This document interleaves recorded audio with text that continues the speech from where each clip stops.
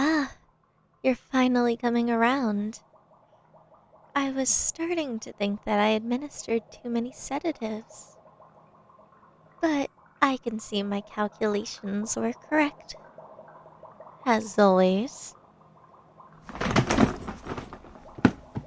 Ah, yes, about those restraints. My apologies. But I needed you to be at my utter mercy in order for this to work.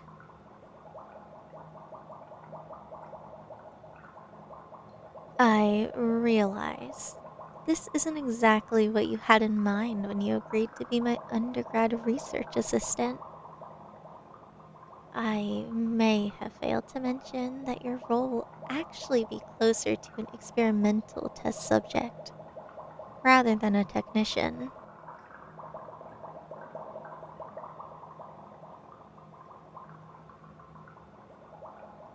Oh, please, don't act so indignant.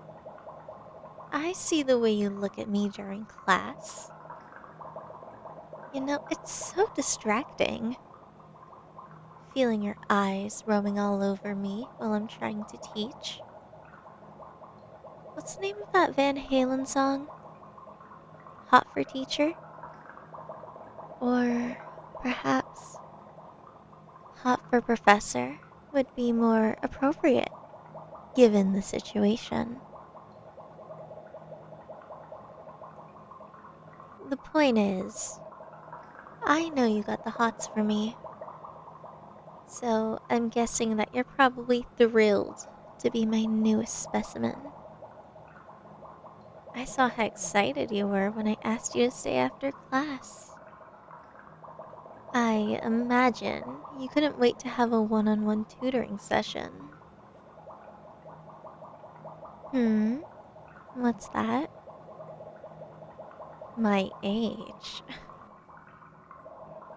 You should know that it's not polite to ask a woman her age. But if you must know, we are approximately the same age, plus or minus a few years. I happen to have graduated from high school much sooner than expected. That's the only hint you'll get out of me on that subject. I think you're capable of solving the rest on your own. Oh, really?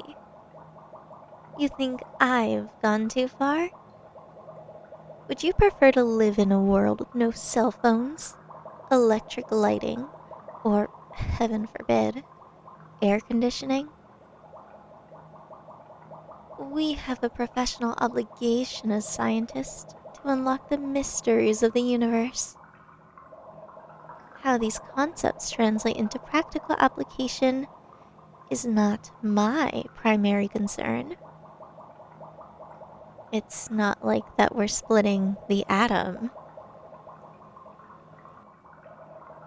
Although, I guess some would consider the secrets of the mind as more destructive than any bomb.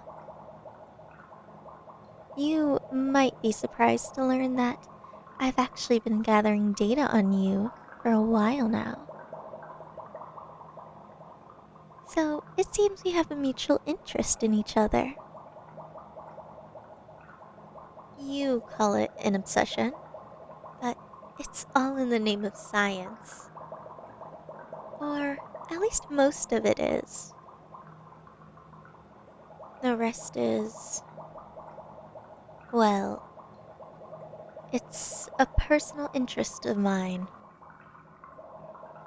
You've taken a few of my classes, so you should know how serious I am about my research.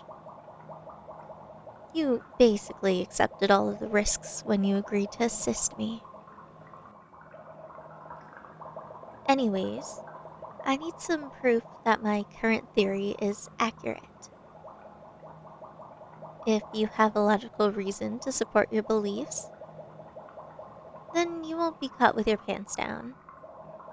In an academic sense, at least.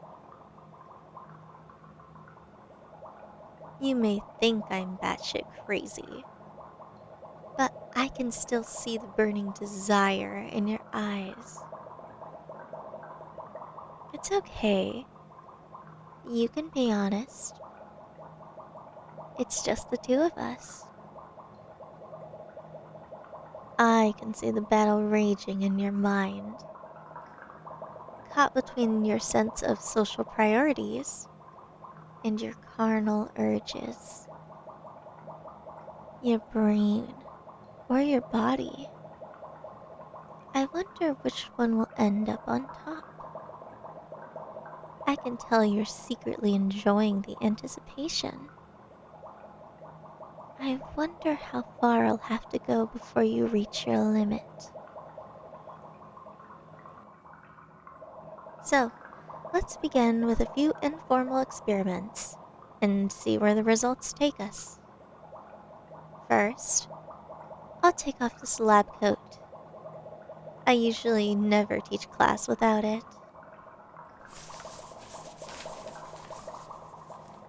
Oh my, do you like what you see? Your pulse rate just shot through the roof. So, there's no point in trying to hide it. You're currently connected to a plethora of sensors, so I'll be able to observe your reaction to every stimulus. However, the results of the first test fall within my expectations. Most males in your situation would have reacted in a similar fashion. So let's chalk it up to a standard deviation.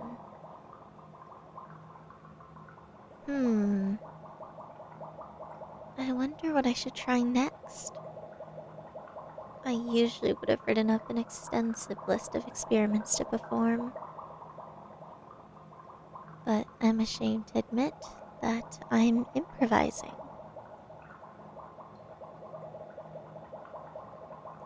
To be honest, I was so eager to test my theory that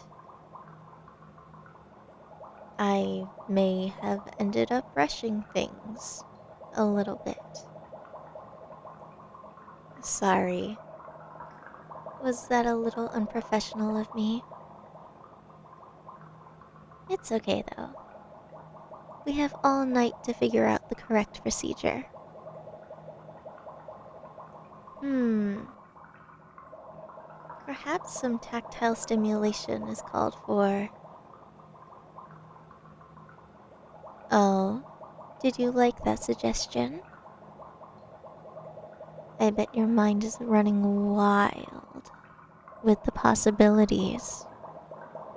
Are you aware that the epidermis of the cranium is one of the more sensitive areas of the body? Really? You've never had a head massage before? No, I'm not referring to that type of massage, you cretin. It feels pretty good, right? Ah, very good question. Exactly as I would expect from my star pupil. I forgot to tell you the entire reason we're even doing this series of experiments in the first place. Well, in a nutshell, I'm developing a thesis about the nature of love and human happiness. Now, I'm aware that this topic is somewhat broad, so let me explain. You see, I've arrived at a conclusion that life is rather dull. It seems like I spent most of my time drifting from thing to thing, hoping to find some place where I'll belong. Typically, I either master the topic or end up growing bored and disinterested because I'm not a good fit. So I move on to the next potential source of interest. That's when it occurred to me. Seems like most people spend their time sustaining their existence for the prospect of potential happiness down the road, rather than truly appreciating the moment. After I was able to admit this to myself, I realized that true happiness only comes from sharing the joys that life has to offer with someone else. As illogical as this conclusion is from a scientific perspective, I have to admit it makes sense on an emotional level. Your neck and shoulders are so tense. Just relax a bit. I'm not going to cause you any pain. Unless you're into that kind of thing. As I was saying, the law of entropy states that everything which begins must have an end. So the purpose of our lives is really determined by what we choose to do with the time we have. As human beings, we desire meaning or purpose for our lives above all else. Therefore, we tend to try to find our unique identities in the aspects of our lives which are dealt by probability, or fate, or whatever you want to call it. Basically, the development of our individual personalities depends on random environmental factors in combination with our unique genetic profiles. You know, the old nature versus nurture theory. Despite the fact that each individual is born into differing systems of morality and social norms, I still believe that there is a common denominator when it comes to human concept of happiness and love.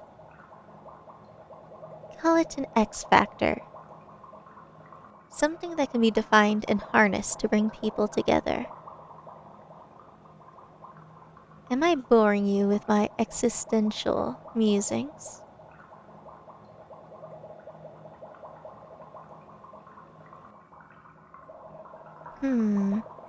I suppose you're correct in that regard.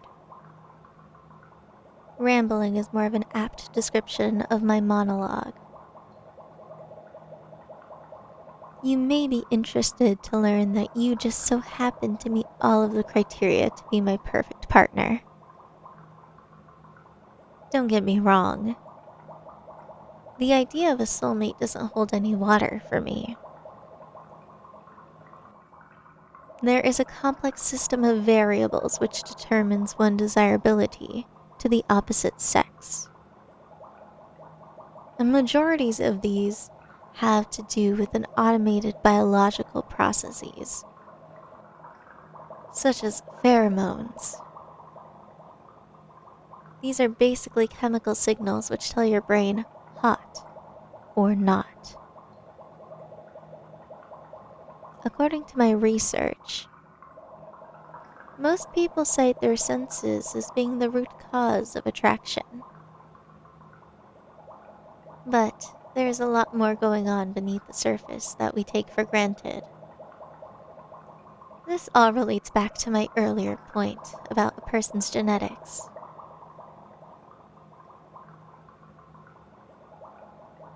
I'm fully aware that there is a difference between love and mere physical attraction. But I would posit that one is typically required a condition for the other. So it's a suitable origin point.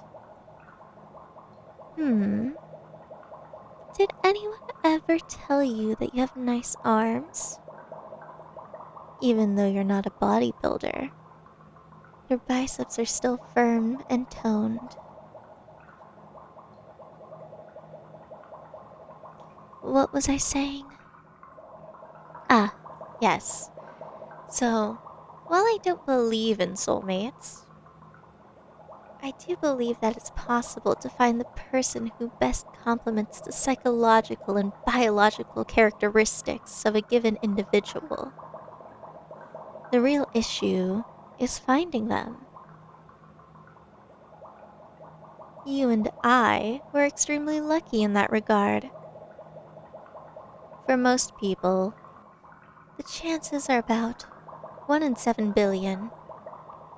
Or perhaps it's more like 1 in 3.5 billion, since there's two of us. Essentially, my goal is to develop an infallible way of finding that special someone. Think of it as the ultimate dating website. One which uses genetic profiling in combination with aspects of your personality to find the one who is most suited for you. The more difficult aspects of the study is obtaining all of the parameters relating to personality and preferences. That's what our little experiments are designed to solve. A variety of tests are required in order to obtain the empirical evidence needed to support my hypothesis.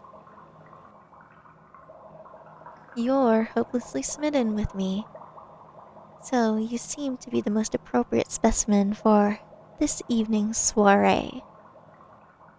Actually, you were the only one I had in mind for these festivities. Most people don't like to admit that their mind and bodies are essentially chemical signals and electrical impulses. But I think there's something intrinsically thrilling about it. If you can quantify it and organize it into a system, then you could play with it. Imagine stimulating all of the pleasures the body has to offer with just a push of a button. How did I figure out that we're a good match? Well, you see, I may have obtained a sample of your DNA from an old cup you threw away. Then I compared your genetic profile to my own genome. We have a lot of complementary traits, which is probably why we are so attracted to each other. A crime? All is fair in love and war. And science too, I suppose. I'm missing a few segments of your profile, so perhaps you'd be willing to provide an additional DNA sample? Perhaps we can discuss that a bit later on.